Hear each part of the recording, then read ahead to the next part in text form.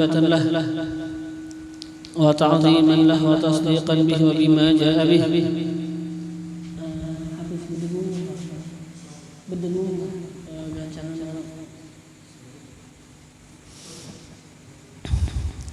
ويقينا بما بلغه وإجلالا من قدره وولاء له ورغبة في لقائه ومرافقته صلى الله عليه وآله وصحبه وسلم وشوقا إليه وأن يوفر حظنا من كل تلك المواهب والمنن ويصلح لنا السر والعلن ويجمعنا بالمصطفى صلى الله عليه وآله وصحبه وسلم ويثبتنا على قويم طريقه ويثبتنا على منهاجه الأقوم ويحمينا به من الآفات ويفرج كروب أمته ويجعلنا وإياكم في خيارهم وأنفعهم لهم في عافية وإلى حضرة النبي سيدنا محمد صلى الله عليه وآله وصحبه وسلم. الفاتحة.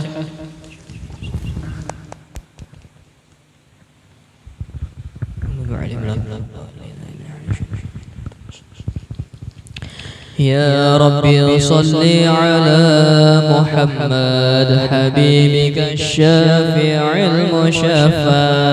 يا ربي صل على محمد حبيبك الشافع المشفع. يا ربي صل على محمد أعلى الورى رتبة وأرفع.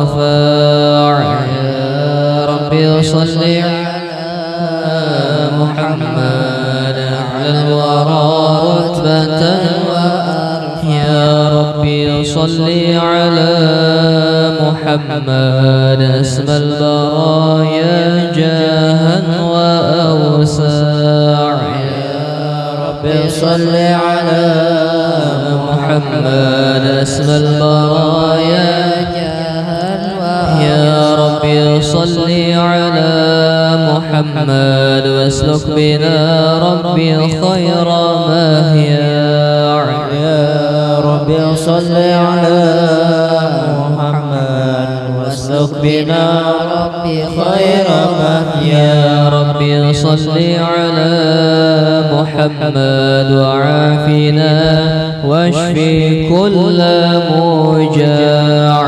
يا ربي صل على محمد وعافنا واشف كل موجع. يا ربي صل على محمد وأصلح القلب واعفو وانفع. يا ربي صل على محمد وأصلح القلب واعفو وانفع. يا ربي صل على محمد واغفر المعادي واصرفه وارداع. يا ربي صل على محمد واغفر المعادي واصرفه وارداع. يا ربي صل على محمد نحل في حصنك الممنع.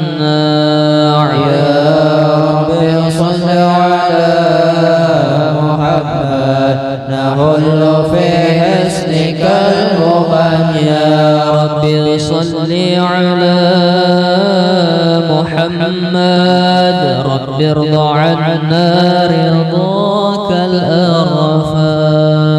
يا ربي صل على محمد رب ارض عنا رضاك الأرفع. يا ربي صل على محمد واجعل لنا في الجنان مجمع.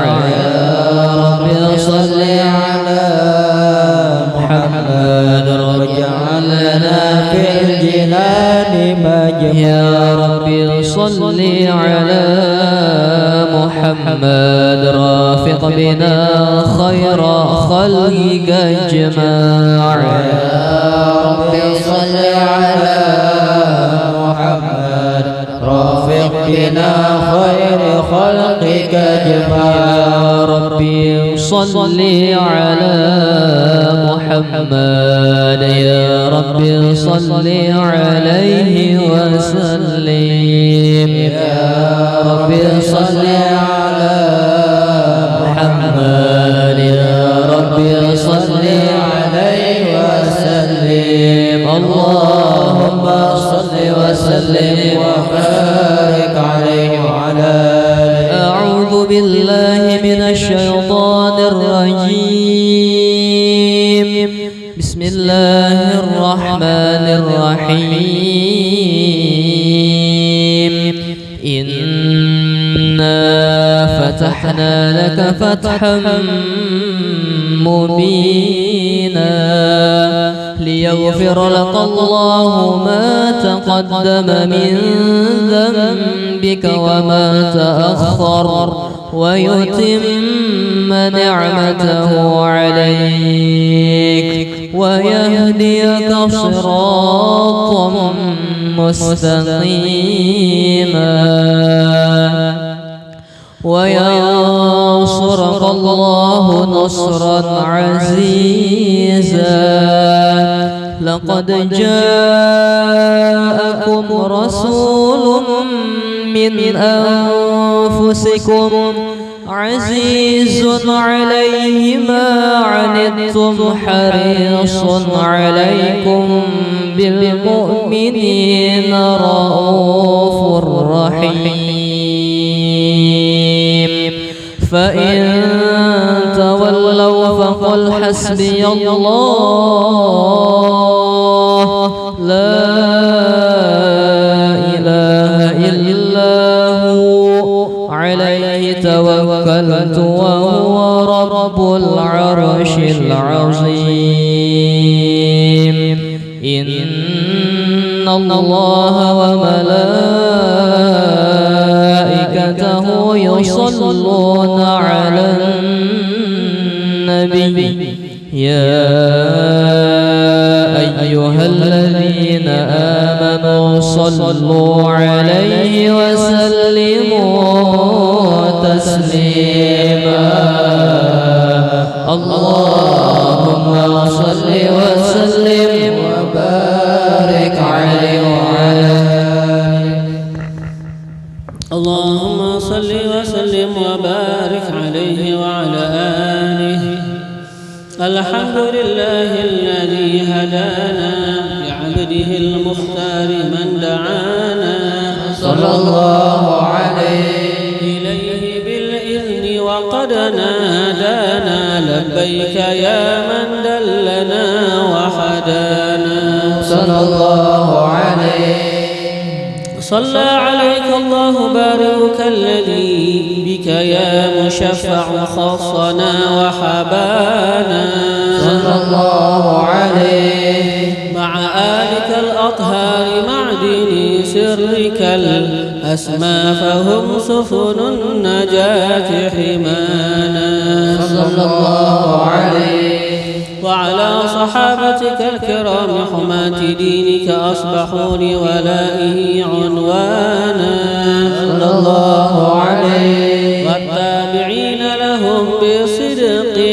ما حدا حاد المودة هيج الأشجانا صلى الله عليه والله ما ذكر الحبيب لدى المحب إلا وأضحى والها نشوانا صلى الله عليه أين المحبون الذين عليهم بذل النفوس مع النفائس هانا صلى الله عليه لا يسمعون بذكر طه المصطفى إلا به انتعشوا وأذهب رانا صلى الله عليه فاهتاجت الأرواح تشتاق اللقاء وتحن تسأل ربها الرضوان صلى الله عليه حال المحبين كذا فاسمع إلى سير المشفع وارهف الآذان صلى الله عليه وانصت إلى أوصاف طه المجتبى وحضر لقلبك يمتلئ وجدانا. يا ربنا صل وسلم دائما على حبيبك من إليك دعانا. اللهم صل وسلم وبارك عليه وعلى آله. اللهم صل وسلم وبارك عليه وعلى آله. نبأنا الله فقال جاءكم نور فسبحان الذي أنبانا.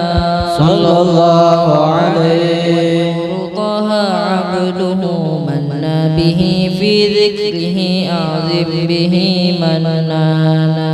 صلى الله عليه. ورحمة المولى تأمل قوله فليفرحوا واغدوا به فرحانا. صلى الله عليه. مستمسكا بالعروة الوثقى ومعتصما بحبل الله من أنشانا. صلى الله عليه. مستشعرا أنوار من قيل متى كنت نبيا قال آدم كان. صلى الله عليه. التراب وبين ماء فاستفق من غفلة عن ذا وكن يقظانا. صلى الله عليه. وانظر إلى أسرار ربي لم يزل ينقلني بين الخيار مصانا. صلى الله عليه. اقترب من شعبتين إلا أنا في خيرها حتى بروزي آنا. صلى الله عليه. فأنا خيار من خيار قد خرجت من نكاح لإلهي صانا. صلى الله عليه. طهره الله حماه اختاره وما برا كمثله إنسانا. صلى الله عليه. وبحبه وبذكره والنصر والتوقير رب العرش قد أوصانا. يا ربنا صل وسلم دائما على حبيبك من إليك دعانا. اللهم صل وسلم وبارك عليه وعلى آله. نتواصل بالحبابة والباطل المستطابة والنبي ثم الصحابة فعسى دعوى مجابة.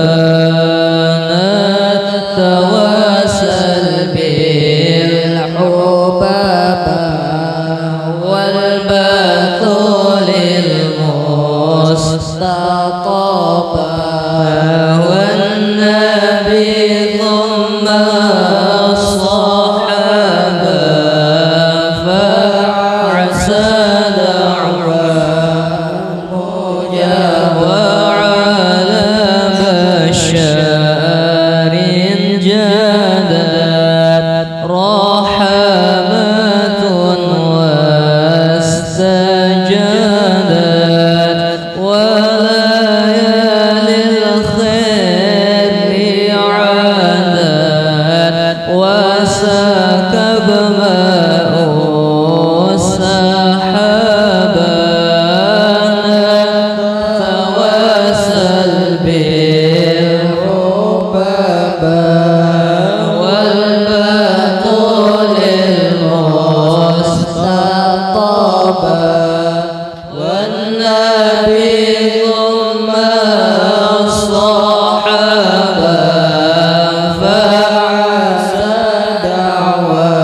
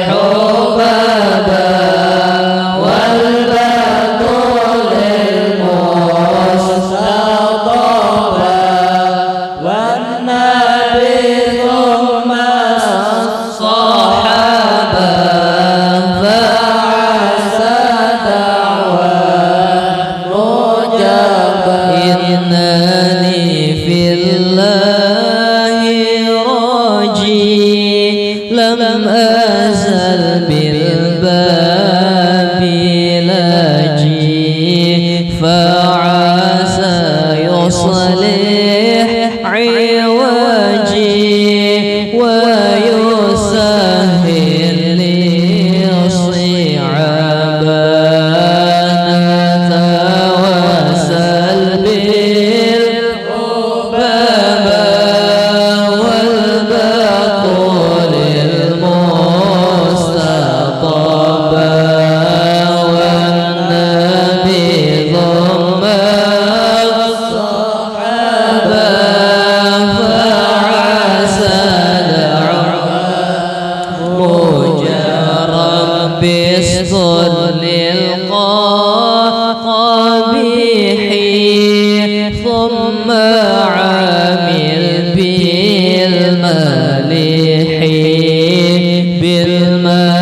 بالملائكة في الصفيح في السماوات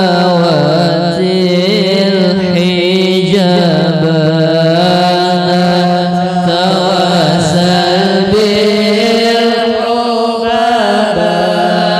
والبقول المستطابا والنبي ثم الصحابة فعسى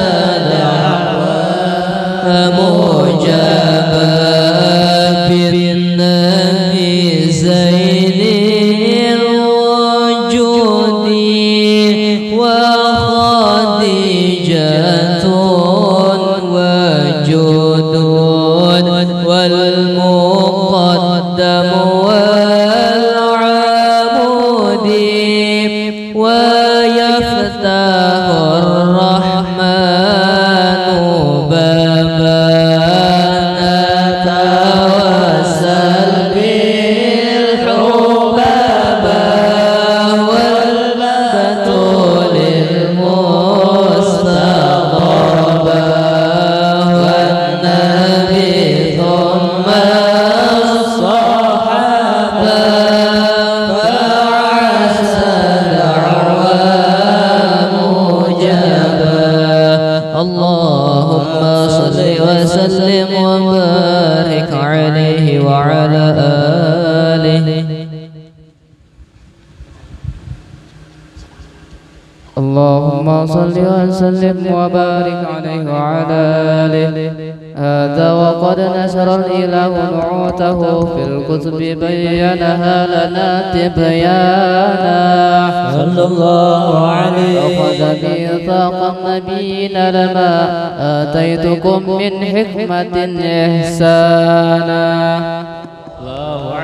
وجاءكم رسولنا لتؤمنن وتنصرون وتصبحون أعوانا صلى الله عليه قد بشروا أقوامهم بالمصطفى أعظم بذلك رتبة ومكانا صلى الله عليه وإن جاء الأخير مقدم يمشون تحت لواء من نادانا صلى الله عليه يا أمة الإسلام أول شافع ومشفع أنا قد لا أتوانا صلى الله عليه يا أولاد ارفع وسل تعطى وقل يسمع لقولك نجم فخرك بانا صلى الله عليه ولواء حمد الله جل بيدي ولأولا آتية للجنانا صلى الله عليه وأكرم الخلق على الله أنا فلقد هباك الله منه حنانا صلى الله عليه ولسوف يعطيك فترضى جل من معطي تقاصر عن عطاه نهانا الله عليه إليك الرزق ذكر وصف محمد كيما تزيح عن القلوب الرانا صلى الله عليه يا ربنا صل وسلم دائما على حبيبك من إليك دعانا اللهم صل وسلم وبارك عليه وعلى آله الله يا الله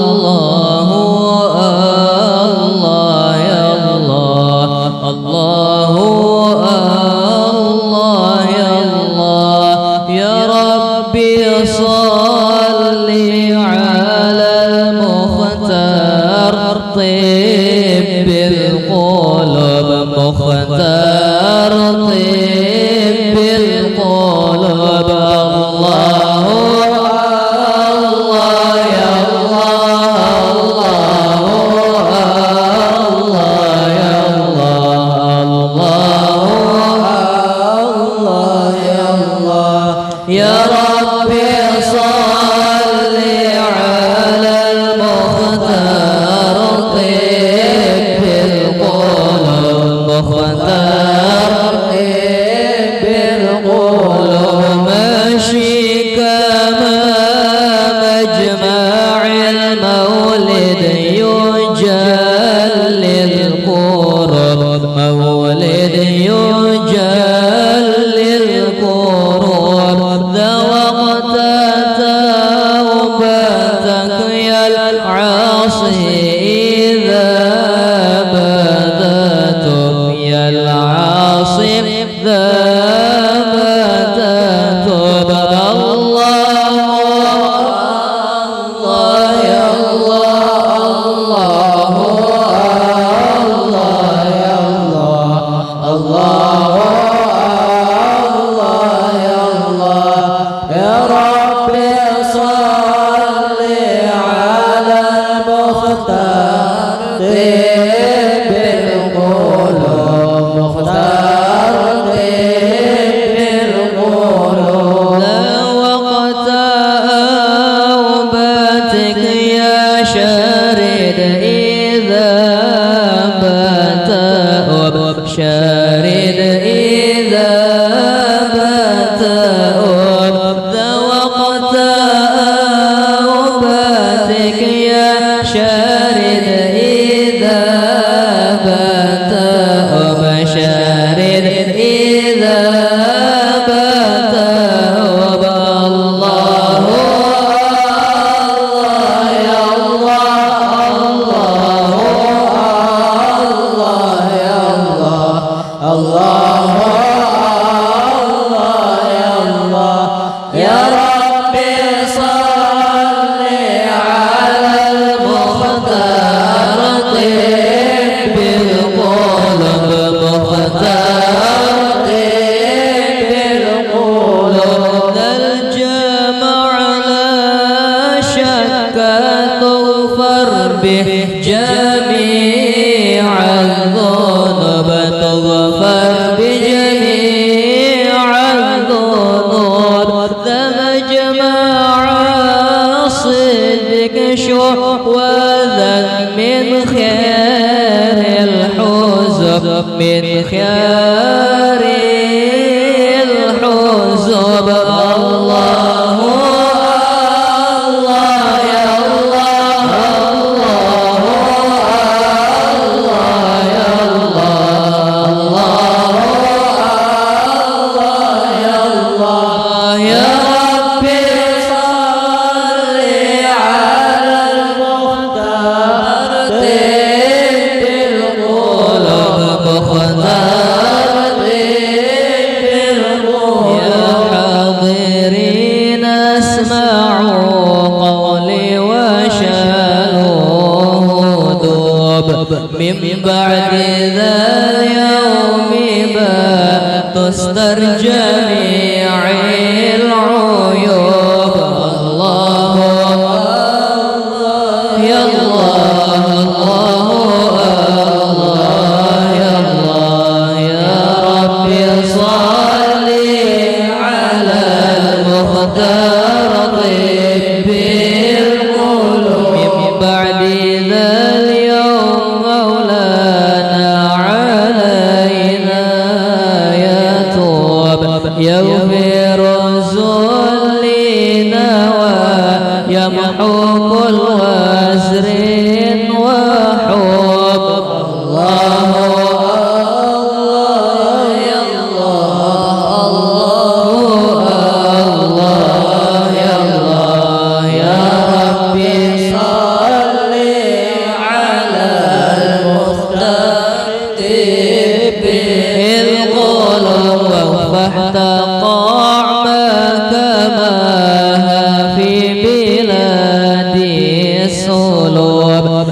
القلوب يحضر بها المصطفى وآله وأهل الغيوب.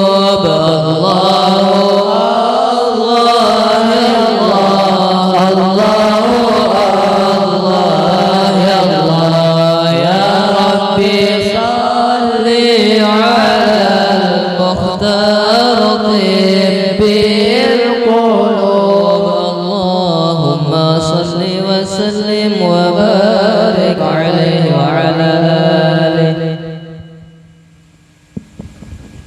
اللهم صل وسلم وبارك عليه وعلى آله. لما دنا وقت البروز لأحمد عن إذن من ما شاءه قد كان صلى الله عليه. حملت به الأمينة بنت وهب من لها أعلى الإله مكانا صلى الله عليه. والد المختار عبد الله بن عبد المطلب رأى البرهان صلى الله عليه. قد كان يعمر نور طه وجهه وسرى إلى الابن المصون عيانا صلى الله عليه. وهو ابن هاشم الكريم الشهم بن عبد مناب بن قصي كان صلى الله عليه. والده يدعى حكيما شأنه قد اعتلى أعزز بذلك شانا صلى الله عليه. واحفظ أصول المصطفى حتى ترى في سلسلة أصوله عدنانا صلى الله عليه. اعتكف واعلم برفعه إلى إسماعيل كان للأب معوانا صلى الله عليه. وحينما حملت به آمنة لم تشك شيئا يأخذ النسوان صلى الله عليه. أحاط اللطف من رب السماء أقصى الأذى والهم والأحزان صلى الله عليه. ورأت كما قد جاء ما علمت به أن المهيمن شرف الأكوان صلى الله عليه. بالطهر من في بطنها فاستبشرت ودنا المخاض فأترعت رضوانا. سبحان الله والحمد لله ولا إله إلا الله والله أكبر. سبحان الله والحمد لله ولا إله إلا الله والله أكبر. سبحان الله والحمد لله ولا إله إلا الله والله أكبر. سبحان الله والحمد لله ولا إله إلا الله والله أكبر. لا حول ولا قوة إلا بالله العلي العظيم في كل لحظة أبدا عدد خلقه ورضا نفسه وزنة عرشه ومداد كلماته. وتجلت الأنوار من كل الجهات فوقت ميلاد المشفع حانا صلى الله عليه. ليل فجر أبرزت شمس الهدى ظهر الحبيب مكرما ومصانا صلى الله على محمد صلى الله عليه وسلم. صلى الله على محمد يا ربي صل وسلم. أبرز الله المشفع صاحب القدر المرفع فملا نور النواحي برسول الله عم كل الكون أجمع يا نبي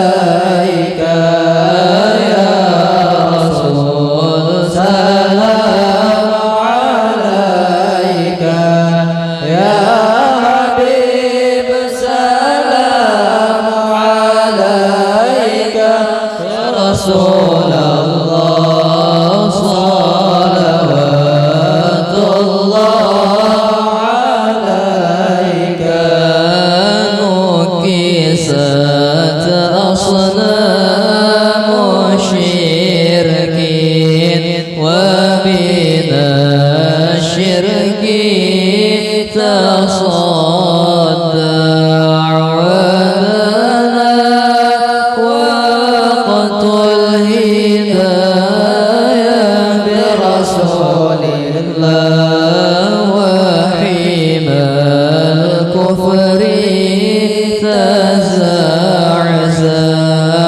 يا نبي السلام عليك يا رسول السلام عليك يا حبيب السلام عليك يا رسول الله صلوات الله عليك مرحبا أهلا وسهلا بك يا ذا القدر الأرفع يا إمام أهل الرسالة رسول الله من به الآفات تدفع يا نبي سلام عليك يا رسول سلام عليك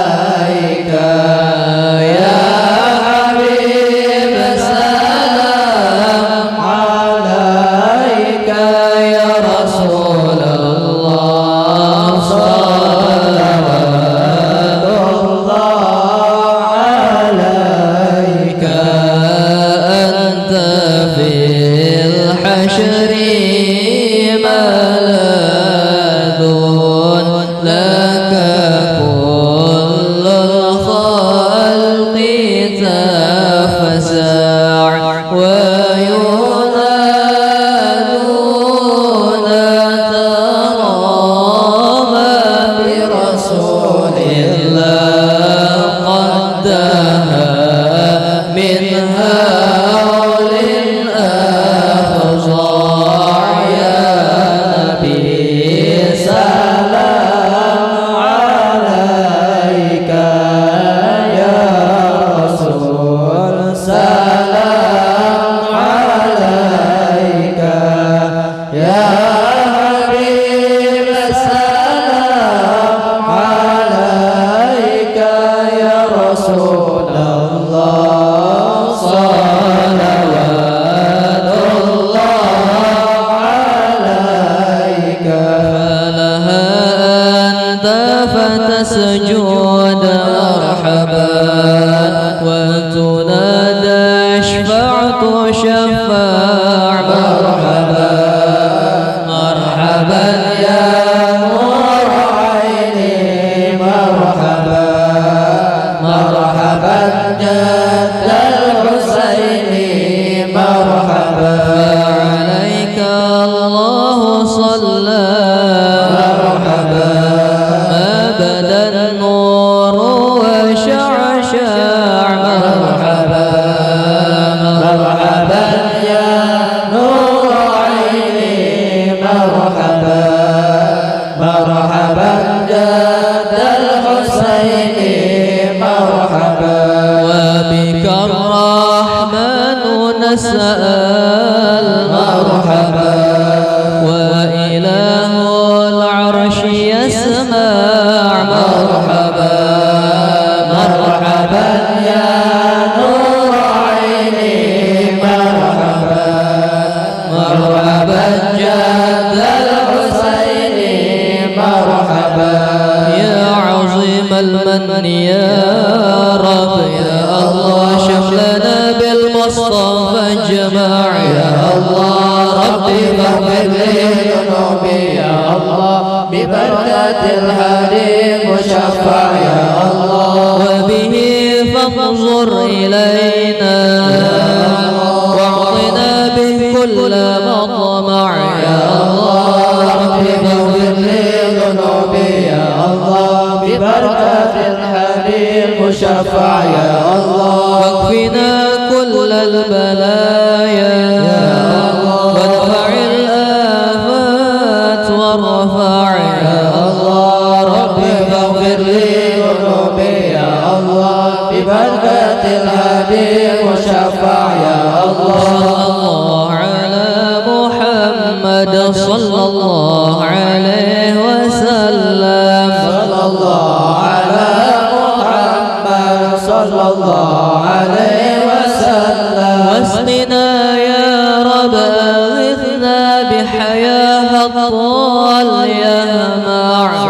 الله على محمد صلى الله عليه وسلم واختم العمر بحسنى واحسن العقبى ومرجع صلى الله على محمد صلى الله عليه وسلم وصلاة الله تغشى من له الحسن تجمع صلى الله على محمد صلى الله عليه وسلم أحمد الطهر وآله والصحابة مسنا شعر صلى الله على محمد صلى الله عليه وسلم اللهم صل وسلم وبارك عليه وعلى آله اللهم صل وسلم وبارك عليه وعلى آله يا ربي يا عالم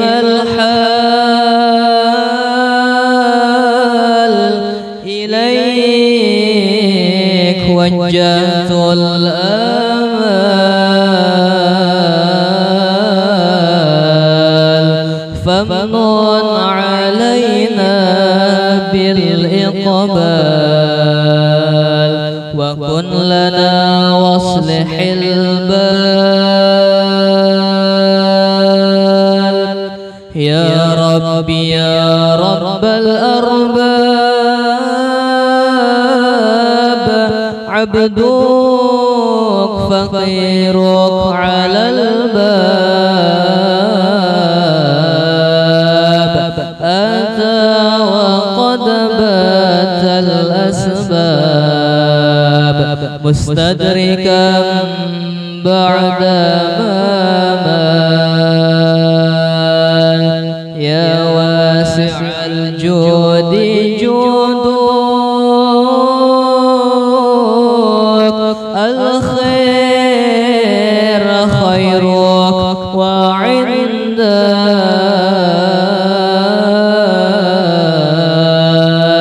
فوق الذي رام عبدك فادرك برحمتك في الحال يا من يرى سر قلبي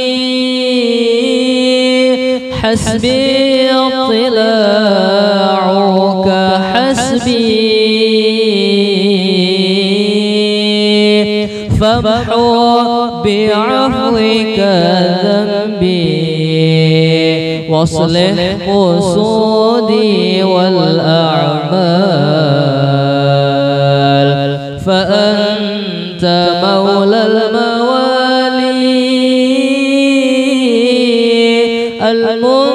المنفرد بالكمال وبالعلا والتعالي علوت عن ضرب الأمثال جودك وفضلك وخيرك يرجى وبطشك وقهرك يخشى وذكرك وشكرك لازم وحمدك والإجلال يا ربي أنت نصيري فلقني كل خير واجعل جنانك مصيري واختم بالإيمان الآجال وصل في كل حالة على مزيل الضلالة من كلمته الغزالة محمد الهادي الدال والحمد لله رب العالمين.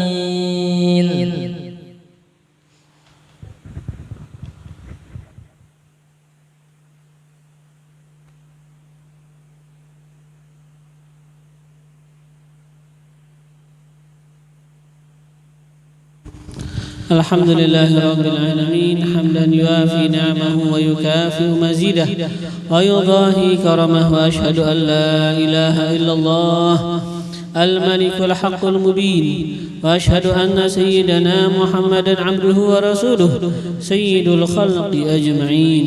اللهم صل أفضل صلاة وأكملها وأدومها وأشملها على سيدنا محمد عبدك الذي خصصته بالسيادة العامة، فهو سيد العالمين على الإطلاق، ورسولك الذي بعثته بأحسن الشمائل وأوضح الدلائل ليتمم مكارم الأخلاق. صلاة تناسب ما بينك وبينه من القرب الذي ما فاز به أحد، وتشاكل ما لديكما من الحب الذي انفرد فيه في الأزل بل والأبد. صلاة لا يعدها ولا يحدها قلم ولا لسان، ولا يصفها ولا يعرفها ملك ولا إنسان. صلاة تسود كافة الصلوات كسيادته على كافة المخلوقات. صلاة يشملنا نورها من جميع جهاتنا في جميع أوقاتنا، ويلازم ذراتنا في حياتنا وبعد مماتنا، وعلى آله الأطهار وأصحابه الأخيار، وسلم تسليما كثيرا. Amma ba'du, segala puji bagi Allah Subhanahu wa taala yang mengumpulkan kita pada malam hari ini, pada majelis yang mulia ini, majelis kecintaan kepada Allah dan majelis kecintaan kepada Rasulullah sallallahu alaihi wasallam. Rasulullah yang kita sudah tahu, Rasul yang Allah muliakan, Rasul yang Allah agungkan, Rasul yang Allah berikan kepada beliau sifat-sifat yang mulia, Rasul yang Allah jadikan bersifat-sifat dengan sifat-sifat yang agung, yang indah. Yang mana di antara daripada sifat-sifatnya Rasul yaitu adalah Rasulullah itu bersifat pemaaf, yang mana Allah Subhanahu wa taala menyebutkan khudhil afwa wa'mur bil urfi wa'mur bil urfi. Khudhil afwa, ambil sifat pemaaf, lakukan yang namanya apa? Memaafkan orang lain. Wa'mur bil urfi, dan perintahkanlah oleh kalian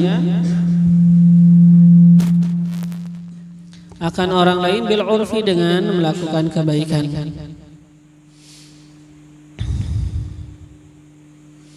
Yang mana Nabi SAW memang adalah sosok yang sangat pengampun kepada orang-orang yang banyak menyakitin akan beliau.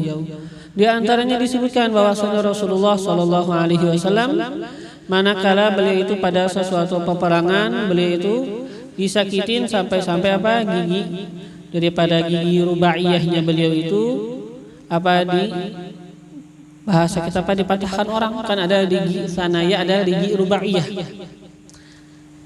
Nah ini gigi rubaiyahnya Rasulullah apa dikatakan apa? Kusirat, dipecahkan orang, atau apa? Dipatahkan orang.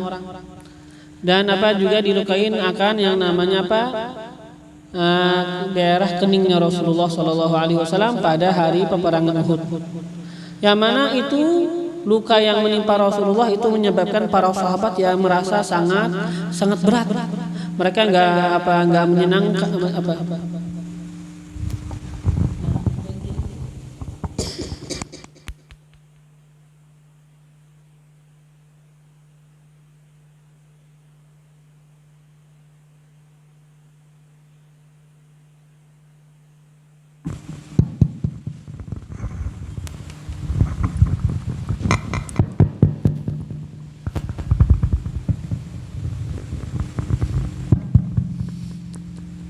Sangat tidak apa. Jadi apa itu sekarang perkara sesuatu yang apa berat bagi para sahabat ketika mereka itu melihat Rasulullah banyak menimpa kepada beliau oleh luka. Nah, ketika itu para sahabat mengatakan kepada Rasul, "Lau da'auta 'alaihim."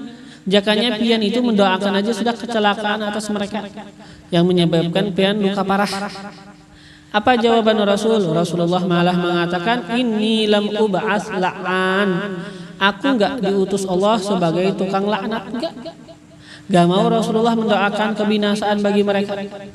Walakinni, dan akan tetapinya aku, kata Rasul, bu'istu, aku itu diutus, da'ian, sebagai pembawa, sebagai pengajak kepada kebaikan, wa rahmatan, dan aku diutus sebagai rahmat.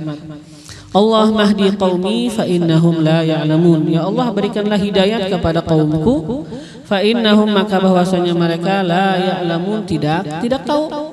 Jadi beliau itu yang mengambil sifat memaafkan, dan beliau memberikan alasan mereka itu kenapa jadi mereka itu melakukan kesalahan yang parah kepada Rasul. Mereka itu, kata Rasulullah, ya sudah, memang mereka itu nggak tahu, ya kan? Allah mahdi qaumi fa innahum la ya'lamun.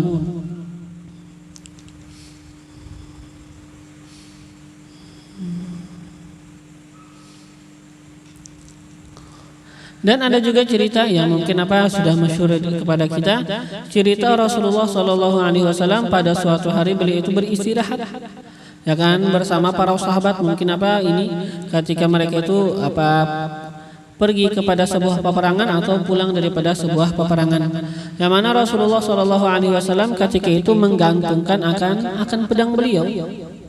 Nah, ketika Rasulullah itu terbangun daripada tidur, ternyata ada orang, dia itu sudah memegang akan pedangnya Rasul. Maka dia itu mengatakan kepada Rasulullah, "Man yamna'uka minni?" Siapa yang bisa menghindarkan engkau daripada diriku, kata dia.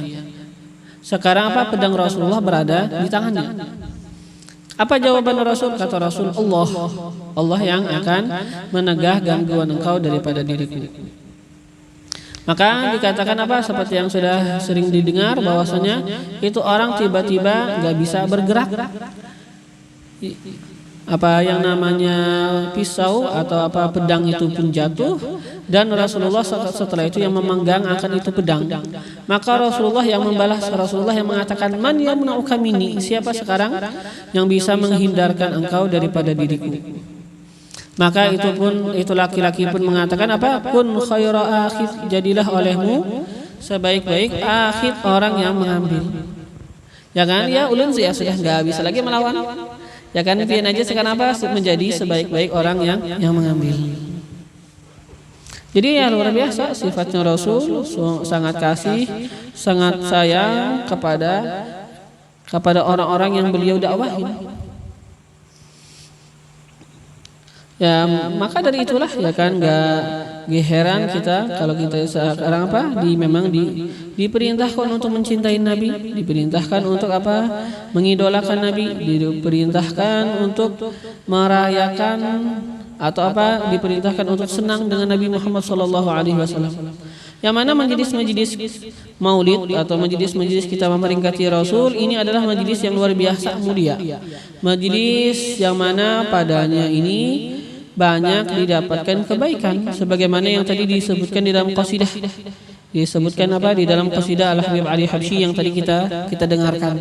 Kata beliau tadi, "Masyi kama majma'il maulid yujallil qurub." Enggak ada seperti majelis maulid itu yujallil qurub, bisa menghindarkan, bisa menjauhkan, bisa menghilangkan daripada kesusahan-kesusahan diri kita.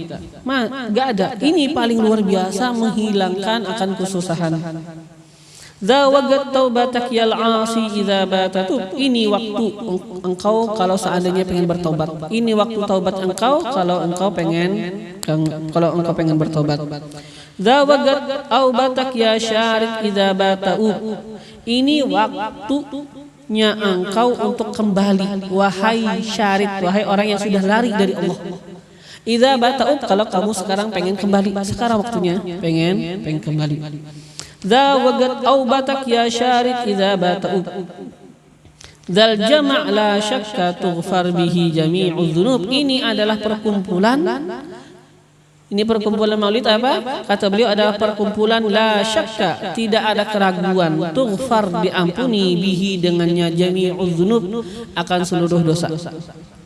Za majma'u sidik syuadza min khiyari huzub, ini paling baik apa perkumpulan. Ini apa? Adalah perkumpulan kebenaran, perkumpulan ketulusan.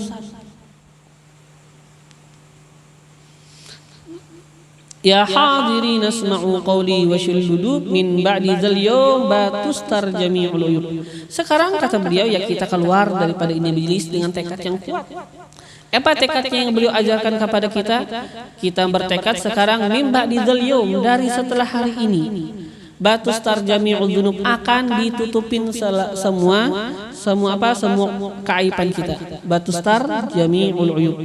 Min ba'di dzal yawm, dari setelah hari ini, Maulana alaina yatub, Allah Tuhan kita akan memberikan taubat kepada kita. Artinya apa? Kita niatkan sekarang, setelah hari ini aku enggak akan lagi melakukan dosa.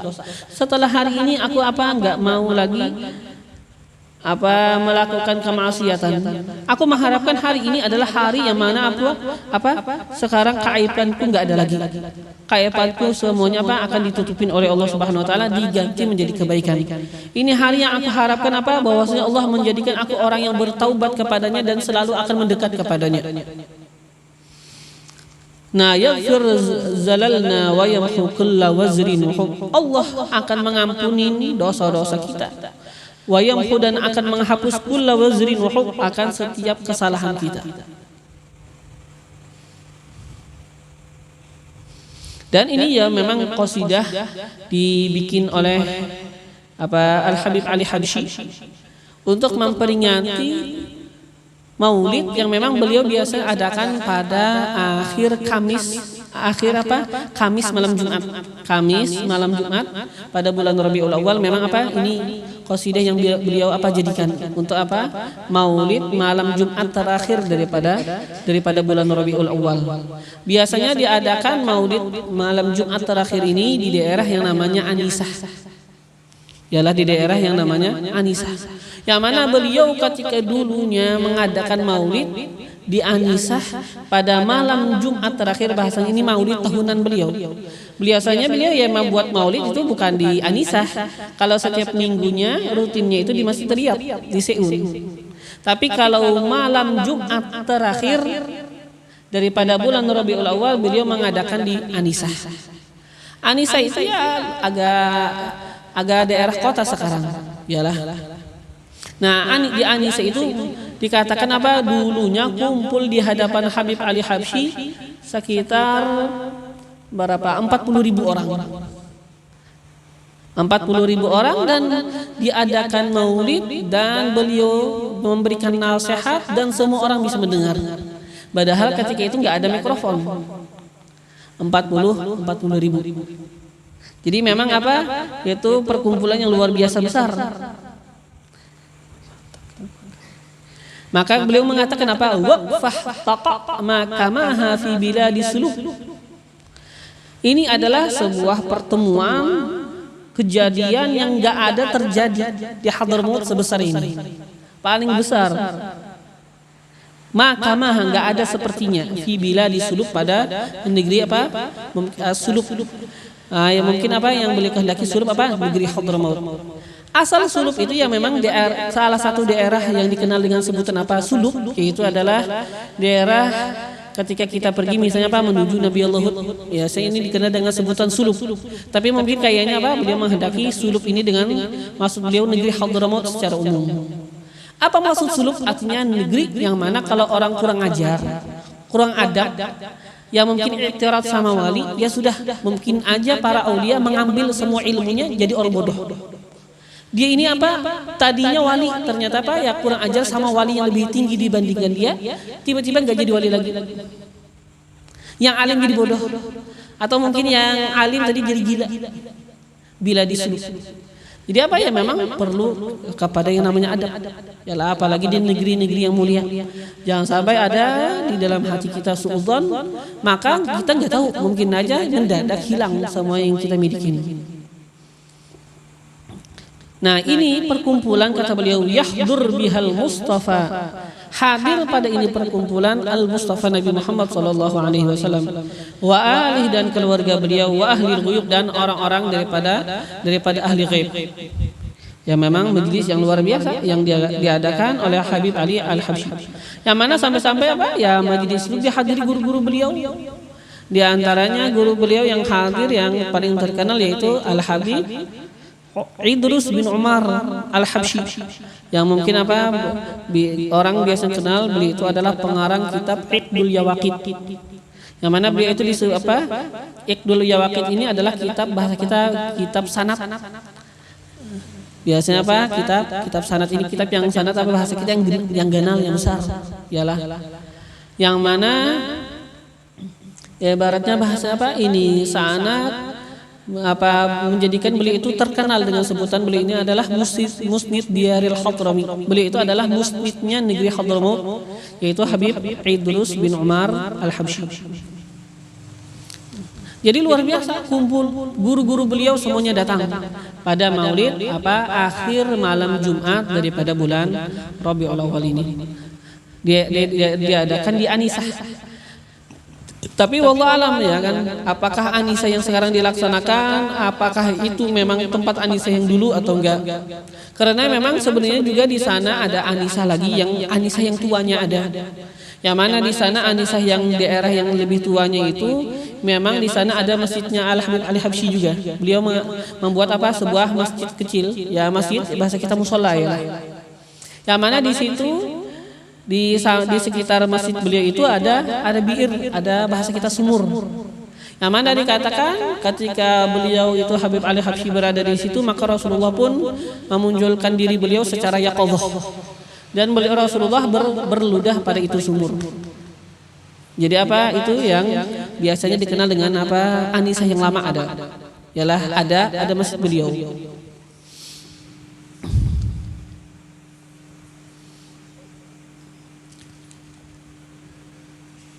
Ya memang mereka di negeri sana memang apa sangat merayakan yang namanya bulan Rabiul Awal. Dijadikan banyak maulid, yalah.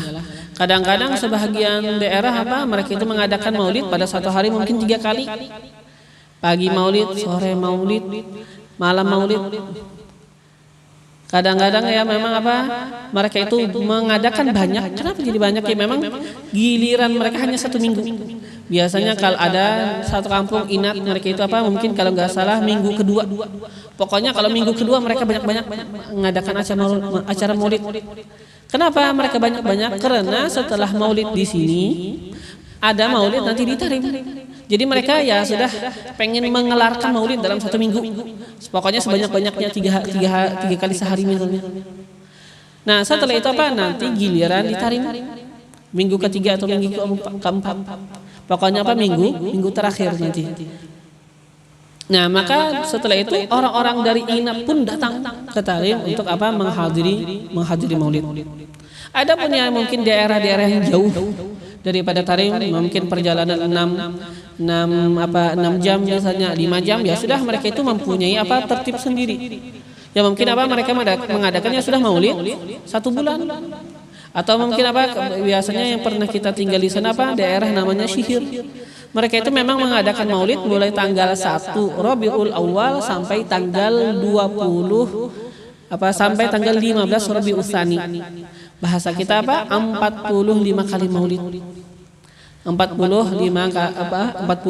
malam. Setiap malam maulid. Yang mana apa ini sebabnya jadi mereka itu mengadakan maulid?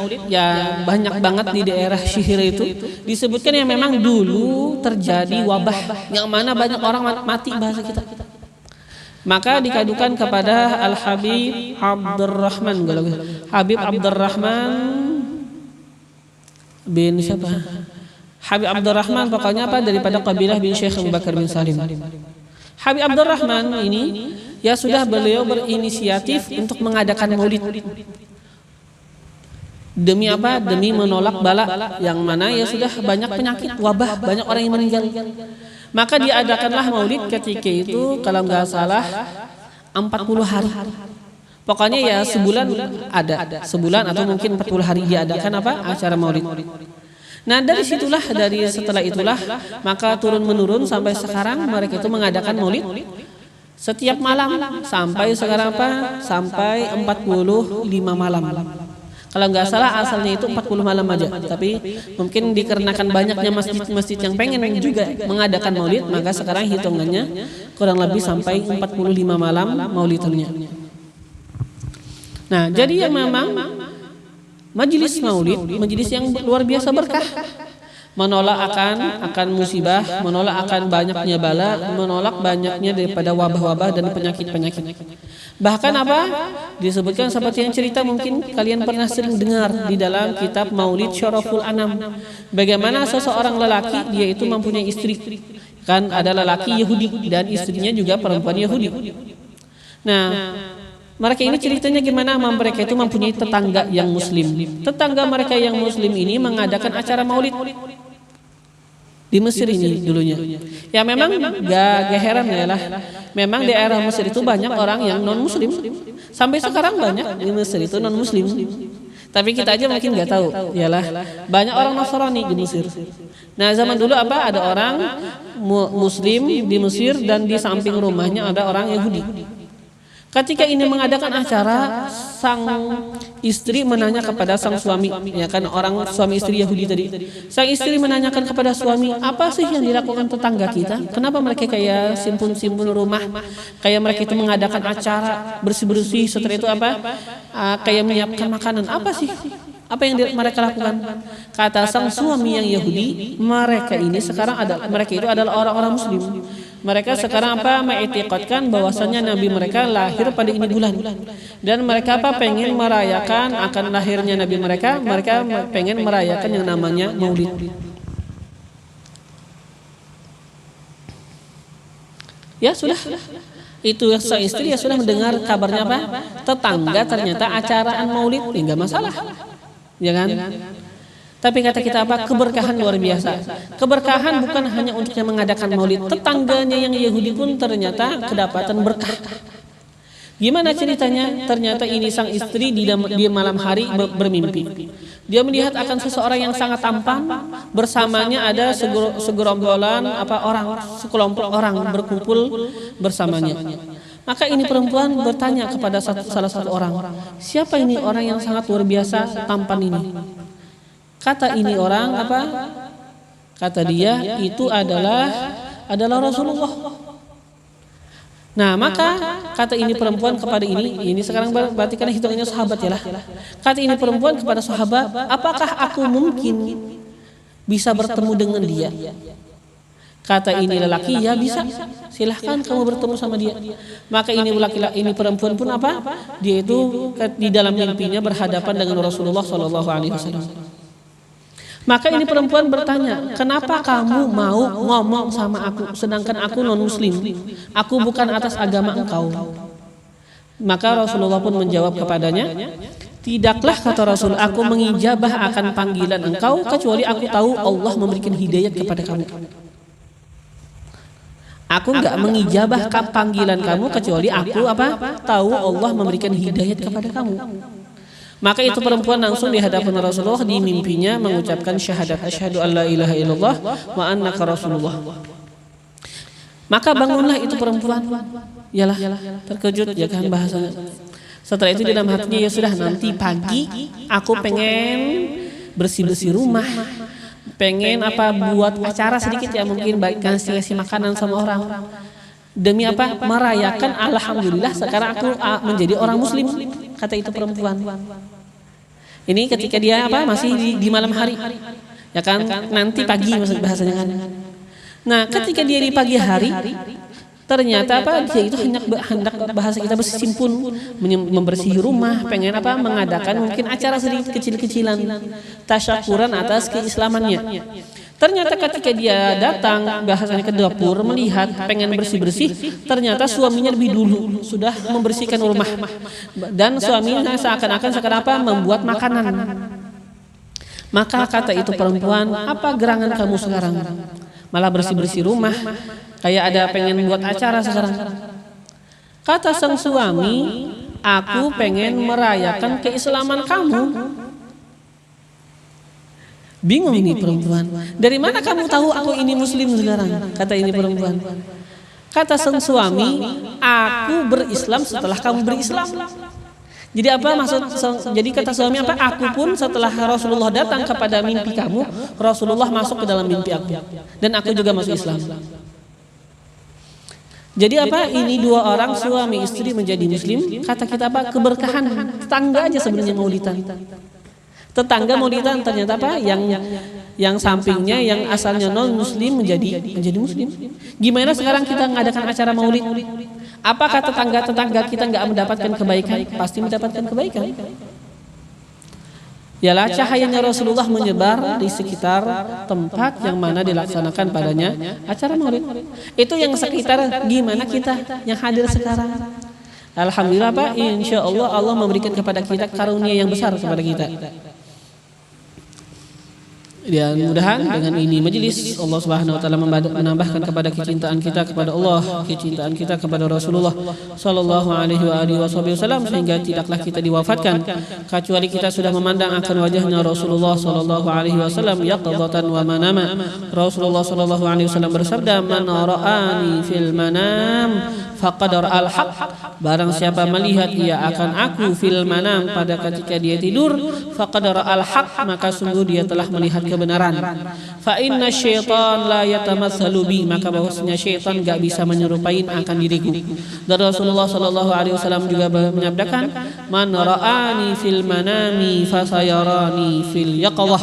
Barang siapa melihat akan diriku pada ketika tidurnya, maka niscaya dia akan melihat akan diriku pada ketika dia jaga. Mudahan dengan ini majelis Allah Subhanahu wa taala memberikan karunia kepada kita, karunia kedekatan kepada Allah, kepada Rasulullah, dan kita bisa memperjuangkan akan agamanya Rasulullah, bisa membela akan agamanya Rasulullah, dan menyenangkan akan hatinya Rasulullah sallallahu alaihi wasallam. Amin Allahumma amin.